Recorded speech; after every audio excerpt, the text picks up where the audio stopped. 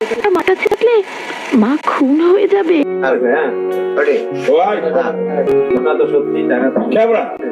বিশিষ্ট পরিচালক আমজাদ হোসেন পরিচালিত সুন্দরী বধূ সিনেমার বিহাইন্ড দ্য সিন। এখানে দেখা যাচ্ছে মাত্র 5 সেকেন্ডের দৃশ্য ধারণ করার জন্য কতটা কষ্ট করতে হচ্ছে।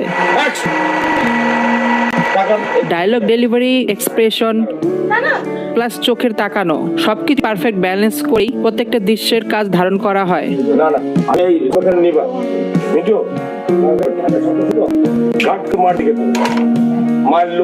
উল্লেখ্য, বলিউডের বেটা সিনেমার আদলে নির্মাণ করা হয় বাংলাদেশের সুন্দরী বধূ সিনেমাটি।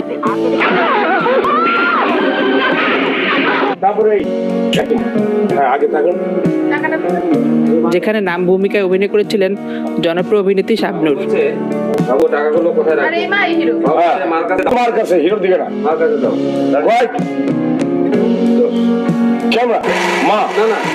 মার কাছে দাও।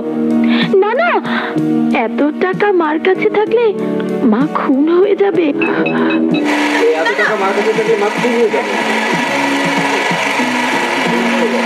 জনপ্রিয় জুটি শাবনূর রিয়াজ অভিনীত সুন্দরী বধূ সিনেমাটি শরৎচন্দ্র রচিত বৈকুণ্ঠের উইল গল্পের ছায়াবলম্বনে নির্মাণ করার দাবি থাকলেও প্রকৃতপক্ষে এটি বলিউডের বেটা সিনেমার গল্পের আদলে নির্মাণ করা হয়। আর একটু এগুলে তোকে খুন করে আমি